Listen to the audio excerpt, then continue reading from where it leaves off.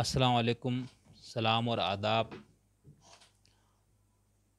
Unity of humanity میں آپ سب کو خوش آمدید۔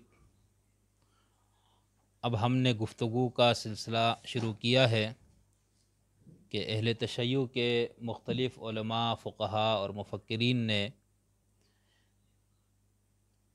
امام حسین کا جو یزید کے خلاف قیام ہے اس کا کیا ہدف انہوں نے بیان کیا ہے۔ گزشتہ ویلاگ میں ہم نے سید جواد نقوی صاحب کی کتاب سے 20 آراء، صرف اس کا ٹائٹل اختصار کے ساتھ ہم نے آپ کے سامنے پیش کیے، یہ بتانے کے لیے کہ اہل تشیع کے ہاں خاص طور پر اس حوالے سے کس قدر متنوع نظریات یا خیالات پائے جاتے ہیں ہدف امام حسین کے حوالے سے۔ آگے بڑھنے سے پہلے میں آپ کے سامنے عراق کے ایک بہت بڑے عالم، فقیہ، سید شہید محمد الصدر صاحب کی کتاب اضواء علی ثورۃ الحسین جو ان کی کتاب ہے، اس سے کچھ اصول آپ کے سامنے بیان کروں گا جو ان کے خیال میں امام حسین کے اہداف کو یا ان کے ہدف کو یا ان کے مقصد کو سمجھنے کے لیے بہت ضروری ہے۔ ٹھیک ہے، اب جو اختلافات ہوئے اس کی وجوہات پہ ہم بات کرتے رہیں گے ساتھ ساتھ کہ کیوں اس قدر مختلف ان کے ہاں اس حوالے سے آراء پائی جاتی ہیں یا مختلف نظریات کیوں پائے جاتے ہیں، وہ اس کی جو وجوہات ہم بات کریں گے۔ ٹھیک ہے، اور یہاں پر میں ان کی کتاب سے آپ کے سامنے بیان کرنا چاہتا ہوں کہ انہوں نے یہ بتایا ہے کہ جب بھی آپ امام حسین کی قیام اور اس کے اہداف کے حوالے سے ہم گفتگو کریں گے تو وہ کہتے ہیں کہ 4 شرائط ہے جن کو ہمیں سامنے رکھنا ضروری ہے، ورنہ پھر ہم غلط فہمیوں کا شکار ہو جائیں گے۔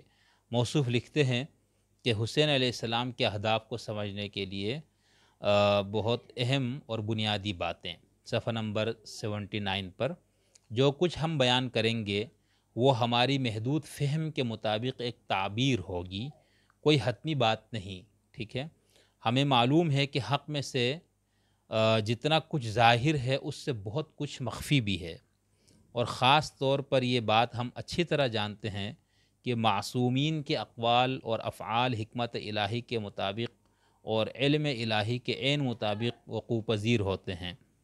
خدا کی حکمت اور علم دونوں لامحدود ہیں جبکہ ہم محدود ہیں، محدود کے لیے لامحدود کا ادراک ناممکن ہوتا ہے۔ یہ تمہیدی گفتگو باندھنے کے بعد موصوف نے صفحہ نمبر 80 سے آگے ان 4 شرائط کا ذکر کیا ہے جن کو ہدف امام حسین پر گفتگو کرتے ہوئے سامنے رکھنا ضروری ہے۔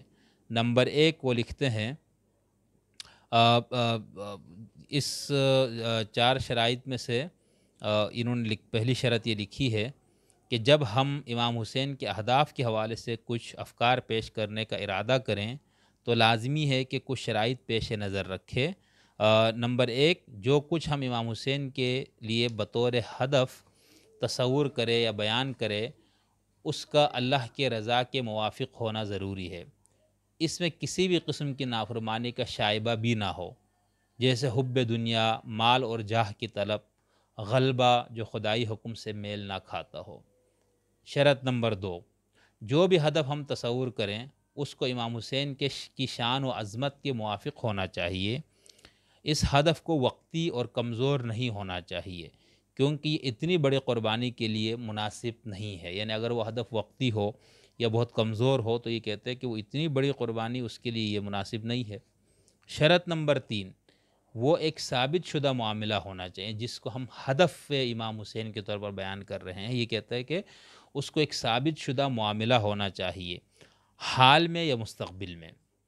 ہمارے لیے یہ جائز نہیں ہے کہ ہم کوئی ایسا ہدف بیان کریں جو ناکامی سے دوچار ہوا ہو، یہ بہت اہم ہے۔ ٹھیک ہے، کہ کوئی ایسا ہدف نہیں بیان کرنا چاہیے جو ناکامی سے دوچار ہوا ہو اور جو ثابت نہ کیا جا سکتا ہو، یہ حکمت الہی کے خلاف بات ہوگی۔ ہمارے لیے یہ جائز نہیں ہے کہ ہم کوئی ناکام اور حکمت الہی کو معطل کرنے والا ہدف بیان کریں۔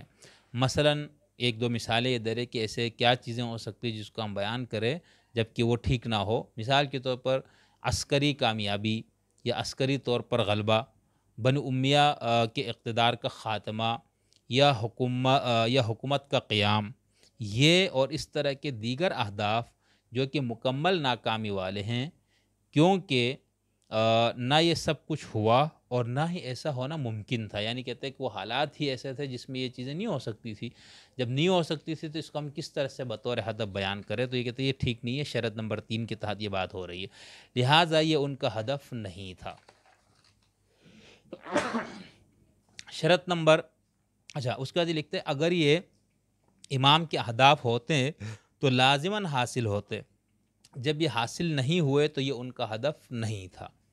نمبر 4، یہ بھی کہا جا سکتا ہے کہ ان اہداف یا ہدف کا ان کے کلام میں ذکر بھی ضروری ہے. یعنی ہمارے یہاں بہت سے لوگ یہ کہتے ہیں کہ جی امام حسین کا جو ہدف ہے وہ تو ہم انہی کے کلام سے سمجھیں گے، انہی سے پوچھیں گے، ان کے جو خطبات، گفتگویں مختلف مقامات پر، ان کے خطوط، یہ سب ہے.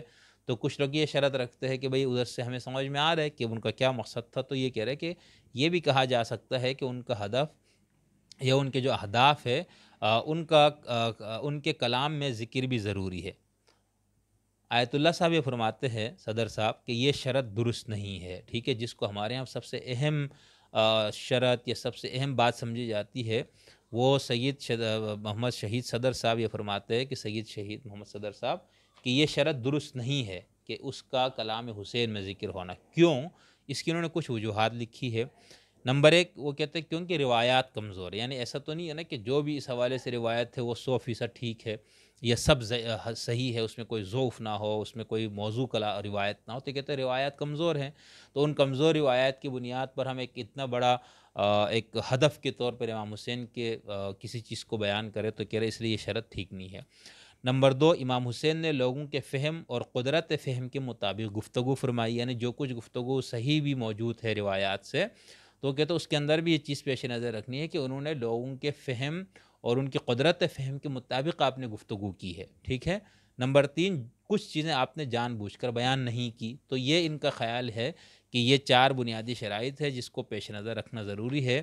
اگر آپ قیام امام حسین یا امام حسین کے یزید کے خلاف کھڑے ہونے یا اٹھنے کے اہداف یا کوئی ہدف آپ بیان کرنا چاہے تو صدر صاحب فرما رہے ہیں کہ یہ 4 شرائط آپ پیش نظر رکھیں. چوتھی شرط میں جنہوں نے بات کی، ہمارے ہاں عام طور پر یہ علماء ذاکرین یا اس قسم کے علماء یہ بات کرتے ہیں کہ کلام حسین سے ہی ہمیں ان کا ہدف معلوم ہو جاتا ہے. ٹھیک ہے. تو اس حوالے سے بھی ان کو تحفظات ہے اس شرط پر یا اس بات پر. اور یہ بات ایک لحاظ سے یوں بھی درست ہے کہ ہمارے عام طور پر مذہب کے حوالے سے جب کوئی بات ہو تو لوگ کہتے ہیں بھئی آپ قرآن اور حدیث پڑھو، تو یا فلاں مسئلہ قرآن و سنت کی روشنی میں، خاص طور ہمارے جو سلفی لوگ ہیں یا ان کے فکر سے متاثر لوگ وہ یہ بات بہت کرتے ہیں. تو اصل تو مسئلہ یہی ہے نا کہ وہ جو کلام ہے یا جو الفاظ ہے وہ موجود ہے، وہ مسئلہ اختلاف سارا کچھ اس کلام، اس عبارت، اس جملے اور اس کلام کے فہم سے سارے اختلافات رونما ہوتے ہیں نا. تو اگر امام حسین کے کلام کے اندر اہداف، بہت سے دوستوں کو میں نے سنا علماء کے طبقے سے تعلق رکھنے والے کہ اس میں اتنی لمبی بات کرنے کی کیا ضرورت، تو سارے کلام حسین موجود ہے، ان کی گفتگو خطوط موجود ہے، اس سے آپ اخذ کر لو. اس کے اندر بالکل واضح لکھا ہوا ہے کہ میں تکبر کرتے ہوئے کوئی شرارت اور فساد کرنے کے لیے کی غرض سے نہیں نکلا ہوں، میں تو امر بالمعروف نہی عن المنکر اور امت جد کی اصلاح کے لیے نکلا ہوں. تو کہتے ہیں اس سے زیادہ اور کیا واضح ہو سکتا؟ تو یہ تو بات ہے. ٹھیک ہے. اس کے اندر امت جد میں اصلاح سے کیا مراد ہے اور امر بالمعروف نہی عن المنکر کا کیا مفہوم ہے، فقہی حوالے سے، کلامی حوالے سے اس کا پورا ایک تناظر موجود ہے، اس کی پوری بحثیں موجود ہے.